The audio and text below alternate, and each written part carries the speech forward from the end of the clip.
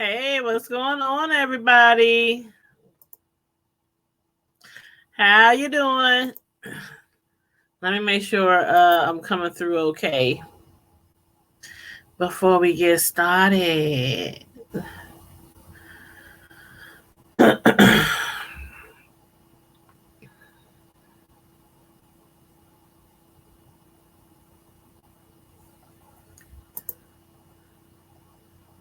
Okay, please let me know if you can see me okay. Please let me know if you can hear me okay. For those of you who are tuning in, because it looks like it might be a little delay.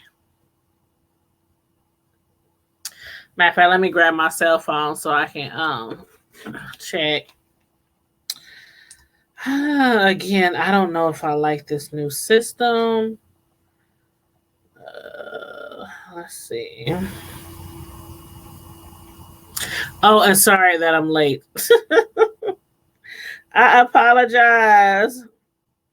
I swear I really meant to start on time, but things happen. Things happen. So let me just pull up the live here. Oh, and sorry.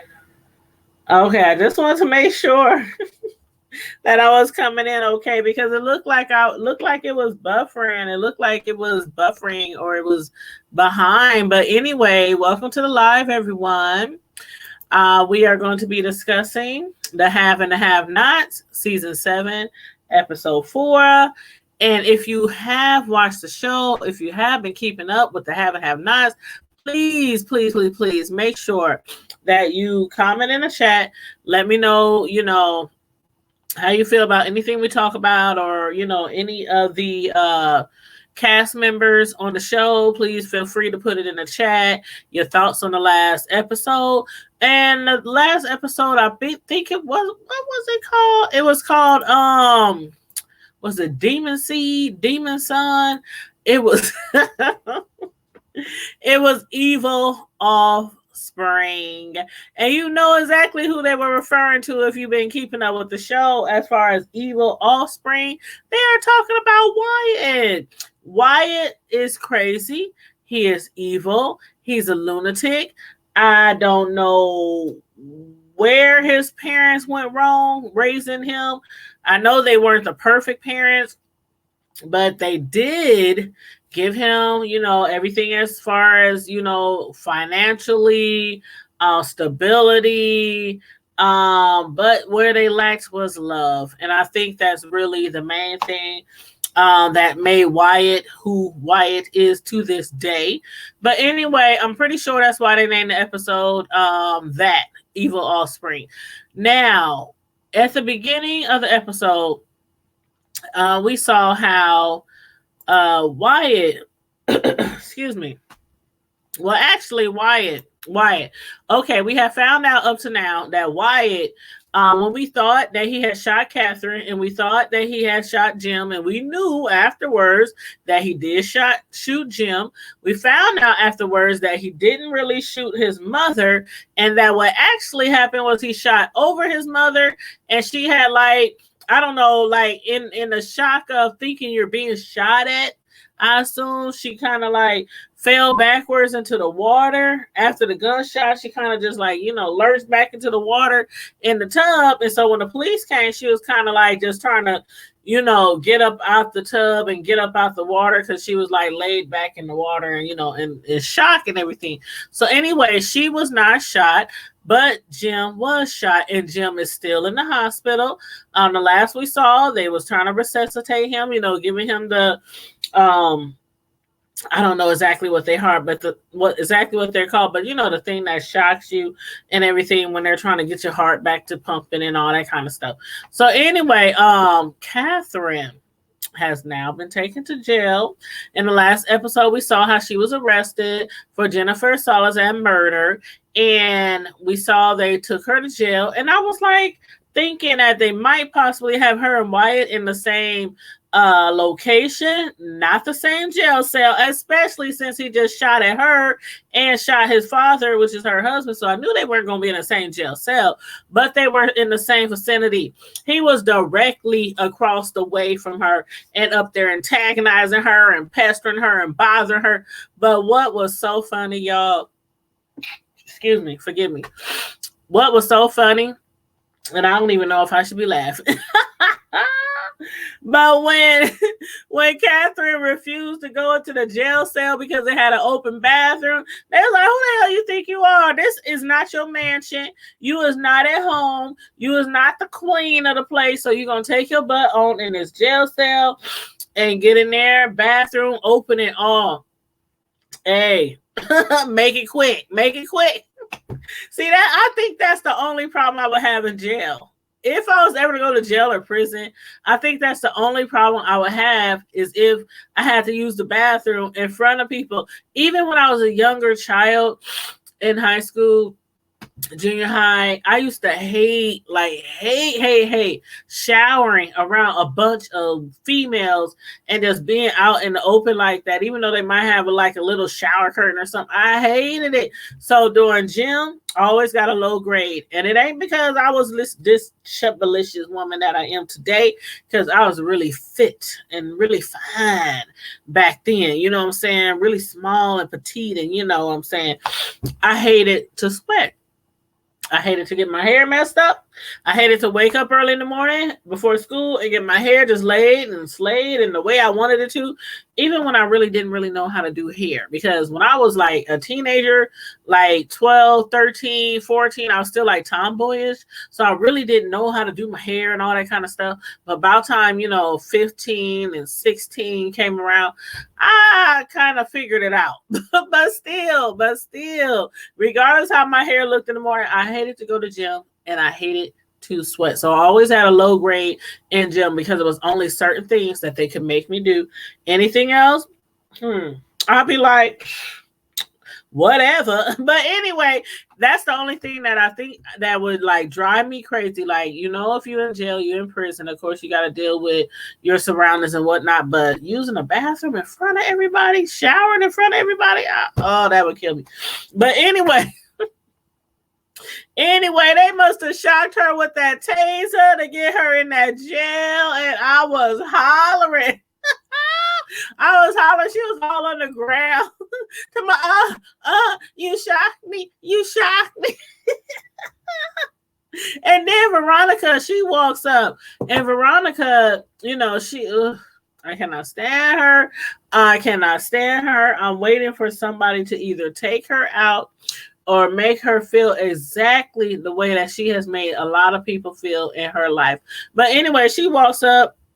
She sees Catherine laying around on the ground, shaking and stuff. She's like, why are you in here? Catherine wants her to help her out and wants her to try to get her out of jail. But Veronica ain't having that. She's like, no. We don't even like each other. I don't even like you anymore. So why would I try to get you out of jail? Now, I really truly think that those words are going to come back to bite Veronica in the butt, because for some reason, I think Veronica is going to need her eventually. Like Catherine was saying, oh, you need me. For one, Catherine has a lot of dirt on her.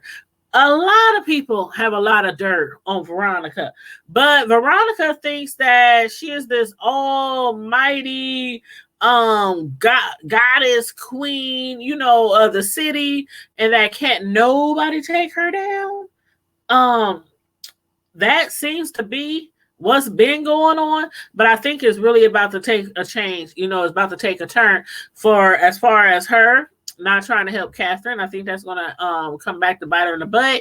And also this thing with Real and this thing with Quita. Like when Veronica went to the jail. Remember last episode, Derek had came to her house and told her that Real needs her to get his girlfriend, well, baby mama, Quita, out of jail. And so she went down there reluctantly. She didn't want to at first, but Real was threatening to, turn on her. And so she went down there. She got Quita out of jail. Quita gets out of jail. Quita's a trip.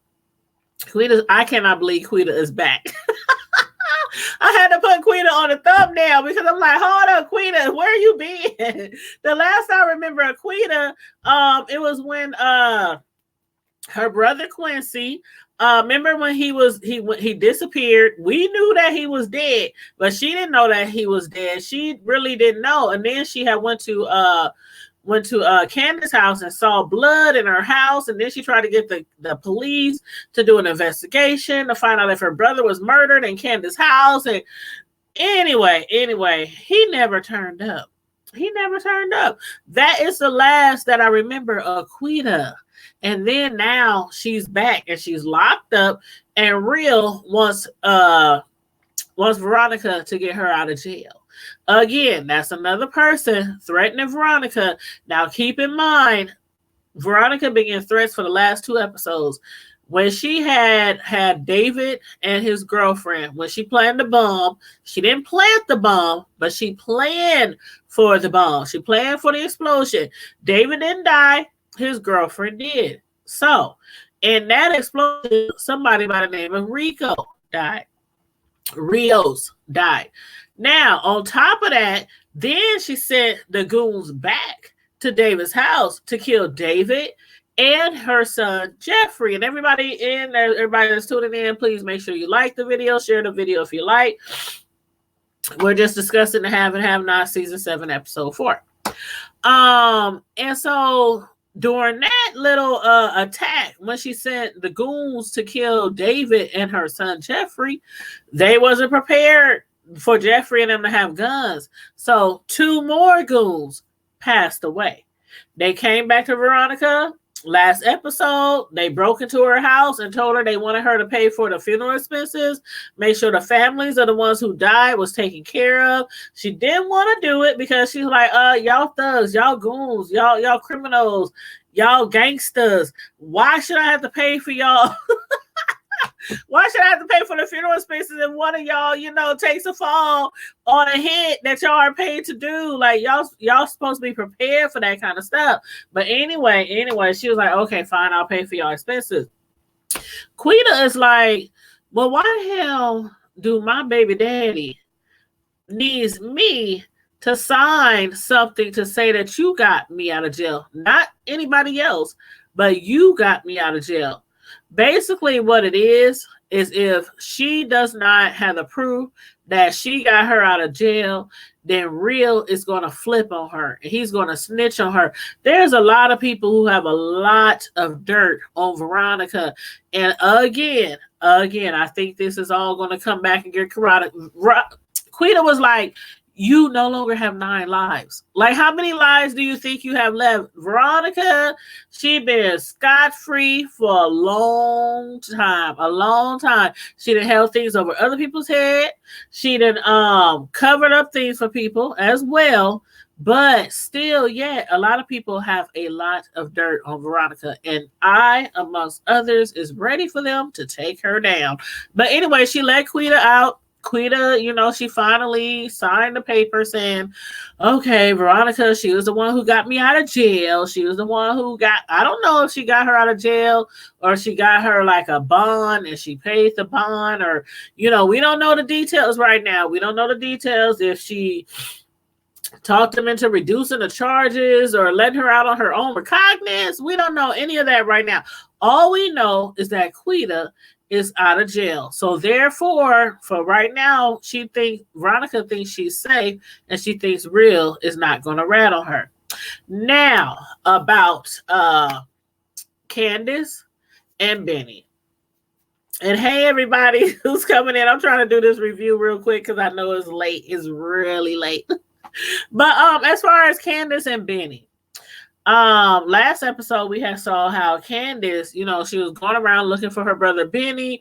Their mom was calling around trying to find Benny. She had heard from Wyatt's own mouth, that his father Jim had planned a kidnapping for Benny because of the fact that Candace has yet to return the $8 million that she stole from Jim Cryer. So before Jim Cryer was shot, he had made arrangements for Benny to be kidnapped. Why Benny, of course, he's like the only person that Candace really loves. It's her brother. She has her mother. She has her brother. She had her son. Her son passed away. After her son passed away, her relationship with her mother just really went horrible. She already didn't really have a relationship with her mother, but after her son passed away, she blamed the death of her son on her mother, even though it was really Candace's fault. But the child was in her mother's custody at the time, and the child got shot. But still, it was Candace's fault because the people who came to shot the place up was looking for Candace. So anyway, so now the only person that she really cares for is, her brother Benny. Out of everybody, out of her mom, out of her son, out of everybody in her life, even out of the president-elect Charles. Now, she really does love him, but not more than her brother Benny. So anyway, they figured we'll kidnap Benny, and that's what they did. Now he's stuck in the basement, tied up to a chair, trying to figure out, how to get the heck out of there. And he tells the guy that Jim Cryer is dead. And so therefore, since he's dead, they really don't have to give him the money. This is what he's thinking. But the people who kidnapped him is like, nah, that's not how it works. That's not how it works. We done went through all this trouble. We done kidnapped you. We done paid a girl $1,000 at the stripper joint to drug you so that we can kidnap you. So they gonna get something out of it. And did y'all see how Candace put the smack down on that stripper? I was like, ooh, child, I was getting my life. She was beating the snot out of her until they decided to give up the information because they was playing dumb at first. The stripper and the guy, I think he was probably the owner of the strip club, but he was like, oh, we don't know what happened. We ain't seen your brother. We don't know. And then Candace started whooping that, man. She opened a can of whoop ass on that girl. And then they was like, okay. Check the cameras. I know the plate number. We got the make and model of the car. Just, check the cameras and get what you need and get the heck out of here.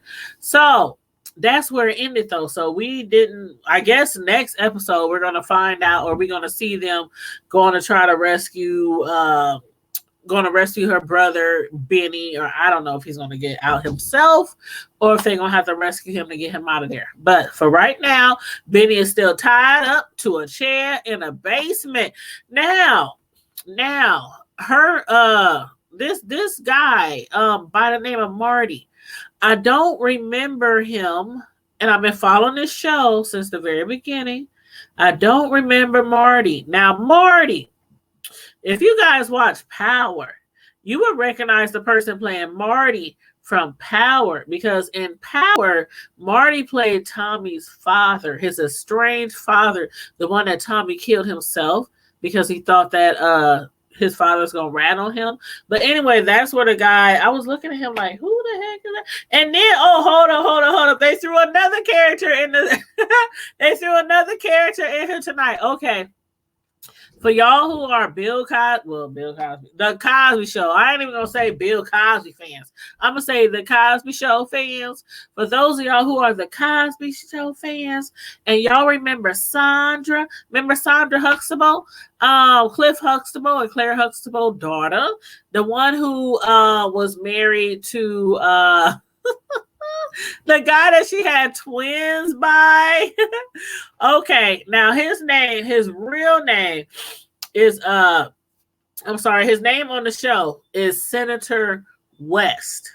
Senator West is his name on the show, but his real name in real life is Jeffrey Owens. But on the Cosby Show, His name was Elvin. I know y'all remember Elvin, right? He was the one that was really intimidated by Claire and also by Cliff Huxtable. And he married Sandra. They had twins. Y'all know him. And I see him every now and then on different shows, but I was quite surprised to see him on the Have and Have Nots. But anyway, he plays Senator Conley West. And he had paid a visit to the president-elect Charles, the one that used to date Candace. And I'm like, okay, what's going on here?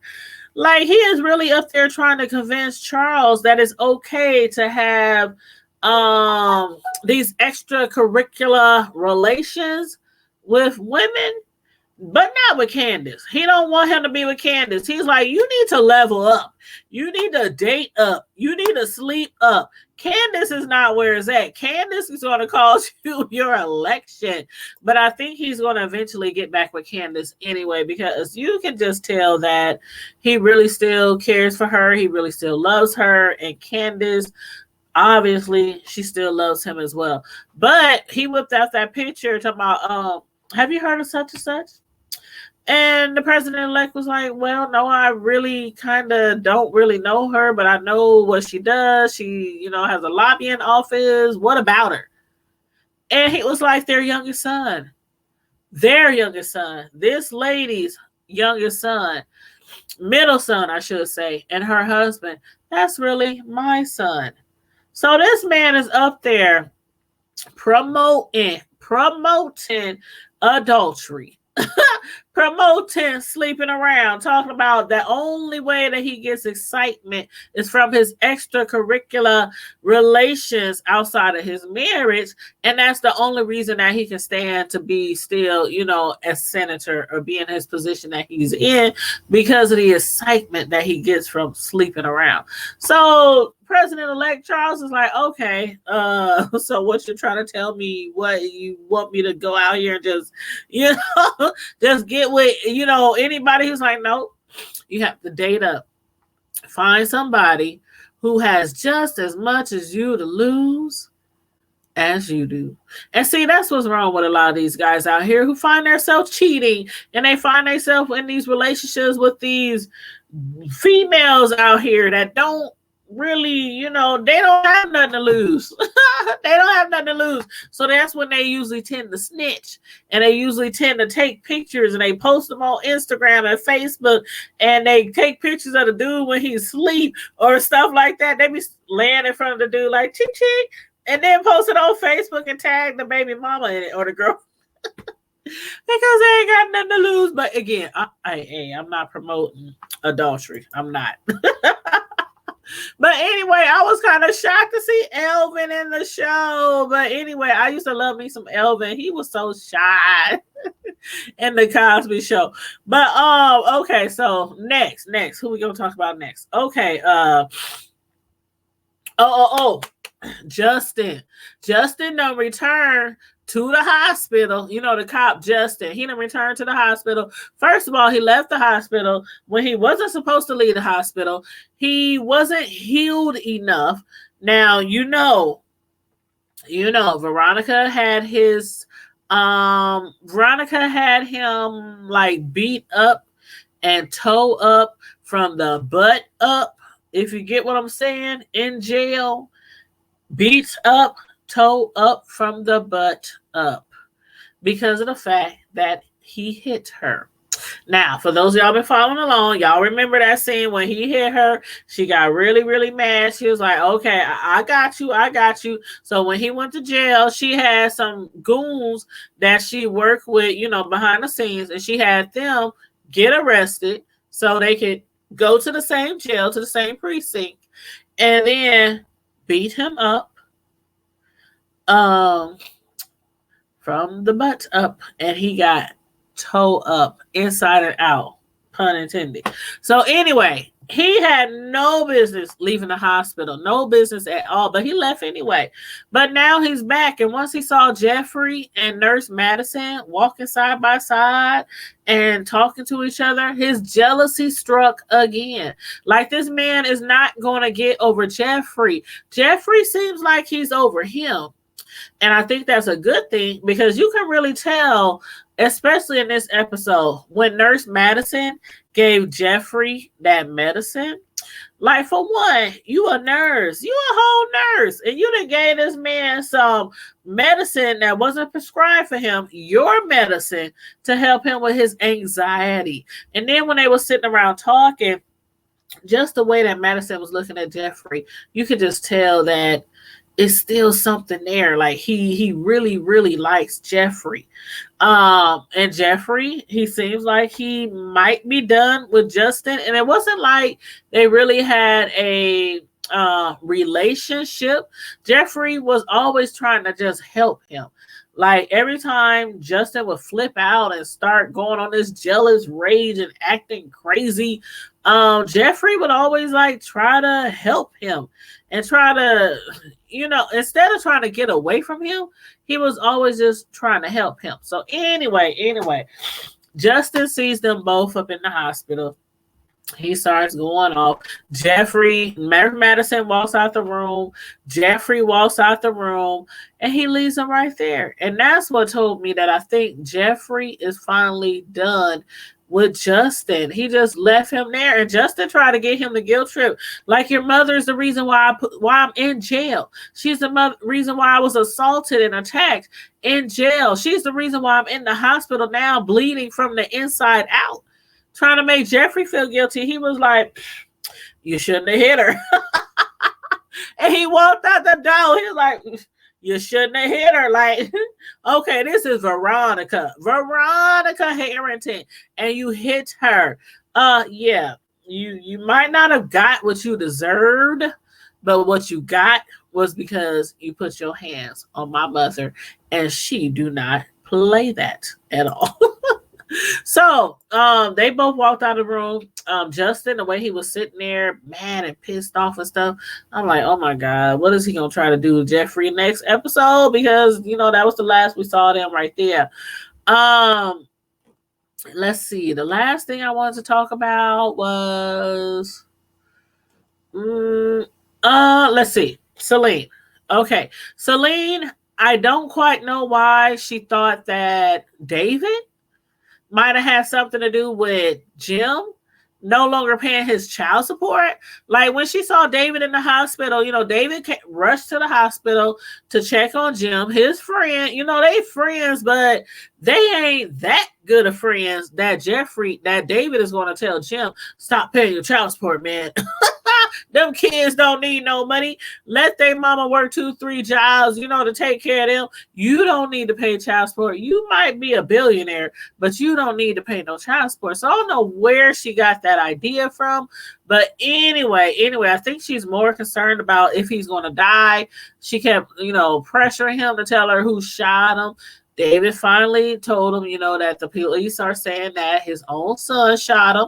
And of course, she got a kick out of that because, for one, Jim ain't had nothing to do with their kids. He had an affair. He made 2 kids out of wedlock on the side from the affair. And basically what he was doing was just giving her money. Once she had got fired from being their maid or their housekeeper, matter of fact, I think she was like the head housekeeper in the house, or whatever they call housekeeping now. She was like the head of the house. And once she had got fired, they really didn't have anything else going on. And then after that, he stopped paying child support. So for some reason, she feels like David might have had something to do with that. I don't know why she would think that. But anyway, basically, she's hoping that he will survive, that he doesn't die. And from what Wyatt said, when he was in the jail and his mother was brought to the jail, and his mother said, you just wait, I got something for you for killing your father. And Wyatt was like, oh, he ain't dead. I heard in the car ride over here in the cop car that he ain't dead. That he ain't dead. Now, As far as Benny, he's still being held hostage in the basement by those thugs who Jim Cryer hired to kidnap him. Now, he had told them that Jim Cryer was dead as well, but then uh, Wyatt told his mother he ain't dead. So I don't. One person said he dead. The next person said he ain't dead. I'm going to assume that Jim Cryer is not dead. And like I said before, like 2 episodes ago, y'all can go back and check. I said it is not going to make any sense for them to kill off Jim Cryer or his wife Catherine. Now I know they had showed Wyatt shooting both of them. Come to find out, Wyatt shot over Catherine's head, so she never got hit. But he did shoot at his father, so he did get hit. But with the Celine and Veronica, how Veronica had offered to get Celine some child support and get her some money for them kids that Jim ain't really. I mean, he taking care of them financially and child support, but he really ain't been a father to them kids, and he has stopped paying child support. So Veronica told Celine, get with me and I can help you get money from Jim for your kids. So I think that's all she focused on right now. That's the only thing she's focused on is getting money from Jim. Now, how much money he has? Candace stole $8 million. He had Benny, her brother, kidnapped, held for ransom, so he can get that $8 million back. But now he's in the hospital, and they are trying to basically revive him and bring him back to life. So Wyatt says he's not dead. The only part we really saw Jim like this whole entire episode was like at the beginning when they was using those I don't know what those things are called when they like shock your chest and try to, jumpstart your heart, or I can't remember what those things are called, but that's like the only time we really saw Jim in this episode. But again, I believe that he is going to survive because like I said, the storyline wouldn't be as good if he was to pass away and then Celine would be coming to Catherine to I want money, I need money, your husband, rest in peace. He owes us child support. It would be more interesting if Jim was still alive because Catherine and Jim, the way they be going back and forth at each other. Even though they don't love each other anymore, they remain in a marriage, together. And I think that's basically for the sake of money and finances. And, Catherine is the reason why they were well off in the first place because her family was well off. So Jim basically married Catherine because he wanted to marry into money, not new money, but old money. So that was the whole reason why they ended up together in the first place. But Catherine knew that, and that's why she was sleeping with them young boys on the side all through this time, through this relationship. That's exactly what she was doing because she knew that Jim didn't really love her and that he had all these flings, including Candace and including Celine on the side. So anywho, next episode, I guess we're going to find out if Jim survives or not. We're also going to find out if Real is going to come at Veronica. We're also hopefully going to find out if Justin spazzes the hell out and tries to go off on Jeffrey and Madison again because he was sitting in that bed in the hospital pissed off. Like, this man is really... Okay. Y'all remember that TV show called... what was that? Crazy... Oh my God, what was that? What was that movie? Some white female. Y'all remember that movie about the lady who went crazy over the married man? It was single white female. This is like single white male. That's what Justin reminds me of, single white male, because he is cray. But anyway, we're going to see what's going to happen to him. And as far as Benny, We're gonna see if he gets rescued, hopefully in next episode. But anyway, you guys, make sure you hit the like button, share the video if you like. If you're new to the channel, make sure you subscribe to the channel, hit the notification bell. I don't usually go live this late at night. It's almost midnight, but because of the fact tomorrow I'm going to be super busy, and this show came on Tuesday, and I want to get the review out the way. But tomorrow I am going to travel out of town because there's a story that I've been following. If you missed my live earlier this afternoon, I went live around 1 p.m. Central Standard Time. There's a story that's not story. There's this court trial that's going on. The trial just started Monday, and it involves a missing Black woman by the name of Tyler, aka Ty Thomas. She went missing 10 years ago. This guy named Joshua Keto, he was the last person to have seen her. And they charged him with murder a couple of years ago. The guy, Joshua Keto, he's been in jail, though. He was already in jail, locked up from a sexual assault case for having sex with a 15-year-old. So basically, this man, Joshua Keto, was the last person to see Ty. He claims that he had offered her a ride home one night and in exchange for sex. And after they did it, she started arguing with him or whatever. And he just left her at the docks, boat docks of a river, and drove off. She was never seen alive again. All her friends knew that she had gotten a car and rode off with this man. He claims he left her 10 years ago at a boat dock, never to be seen again. If you tune in, if you replay the live that I did this afternoon, it gives you more details on the situation and the trial. But anyway, tomorrow, a group of us from Omaha, Nebraska, we're traveling down to Beatrice, Nebraska, because that's where the trial is held at, because that is the location where Jasmine went missing, and the college and everything they went to is all down there. So her family, Tyler's family, or Ty, her family, a few of them can go down, to the courthouse. Some of them not every day, some of them not at all. So basically the community rallied up.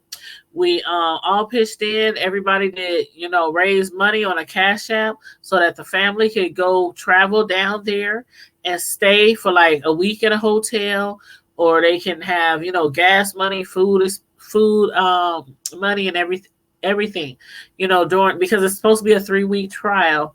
And when you have to travel back and forth out of town to go to a trial, it's like a 3-hour drive. That's a lot of money. It adds up over 3 weeks. So basically, one of our I don't want to say leaders in the community, one of our community activists has suggested they do a Cash App, and I was promoting it on my channel and promoting it on my Facebook pages and stuff like that.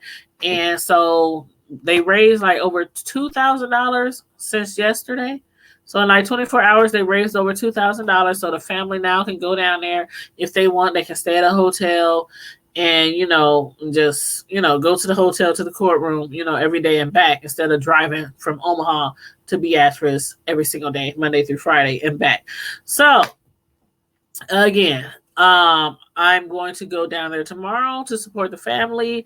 A group of us from Omaha is going to go down there to support the family, because being it's a totally different city, the guy who was charged for murder, he had family down there. So, he got support down there. But being we in a totally different city, the parents of the lady who was murdered, they don't have a lot of support in that city. And because people have jobs and lives and kids and school, they can't all travel out of town to go to a trial. So tomorrow morning, we getting up early. We're going to be leaving around 6:30 a.m. and we're going to drive down to Beatrice, Nebraska, to support the family of the murdered victim, Ty Thomas. And we can't bring any recorder or video devices or cell phones or anything like that in the courtroom, but I will be taking notes.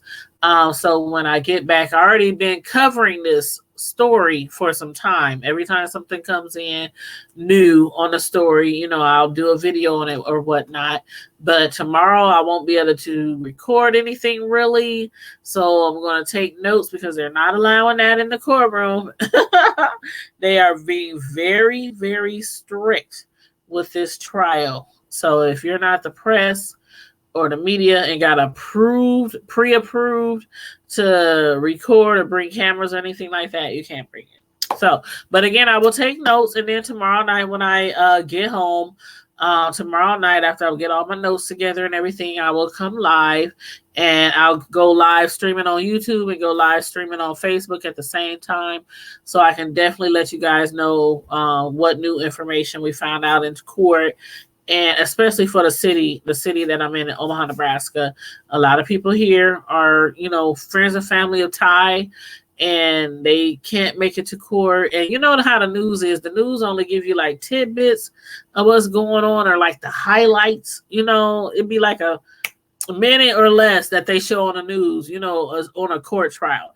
So I'm going to try to take a whole bunch of good notes. And I was like, thank God, since they won't let us bring no cameras in, I'm like, thank God I took shorthand and I took speed writing when I was in school, because I can speed write and shorthand my butt off.